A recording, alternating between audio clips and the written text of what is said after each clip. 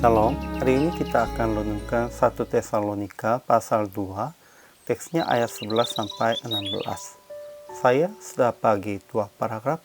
Paragraf yang pertama ayat 11 sampai 12. Paulus telah menasihati dan menguatkan hati mereka seorang demi seorang dengan hati Bapa. Paragraf yang kedua ayat 13 sampai 16. Jemaat Tesalonika sudah sehati dengan Paulus. Mereka hidup sesuai dengan pengajaran Paulus sambil menerima firman Tuhan sebagai firman Allah.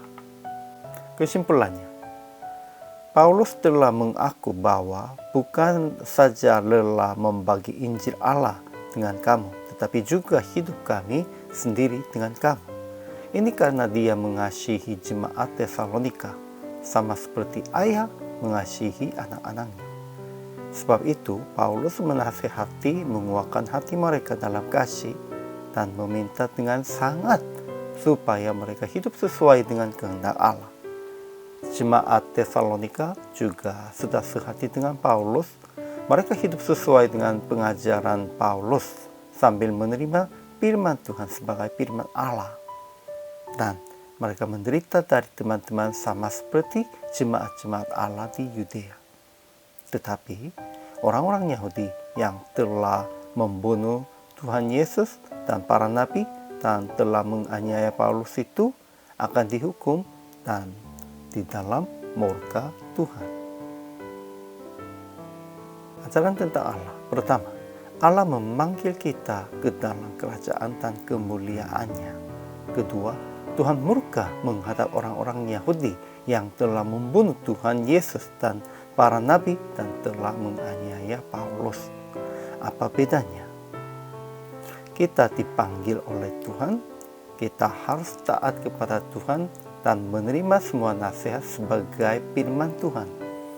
Namun, Tuhan murka menghadap orang-orang Yahudi yang tidak menerima firman sebagai firman. Mereka hanya mementingkan adat istiadat mereka. Ajaran tentang manusianya. Pertama, Paulus menasihati jemaat Tesalonika dan menguatkan hati mereka seorang demi seorang dengan hati Bapa untuk mereka hidup sesuai dengan kehendak Allah. Kedua, jemaat Tesalonika telah menerima firman Allah yang Paulus beritakan itu bukan sebagai perkataan manusia, tetapi sebagai firman Allah yang bekerja juga di dalam mereka yang percaya. Ketiga, mereka juga menderita dari teman-teman sebangsa sama seperti jemaat-jemaat Allah di Yudea. Jadi aplikasi hari ini. Pertama, mendengar nasihat orang tua rohani sebagai nasihat dari Tuhan. Kedua, memelihara jemaat dan sesama dengan hati Bapa. Ketiga, jangan menganiaya orang lain. Jangan melawan kehendak Tuhan.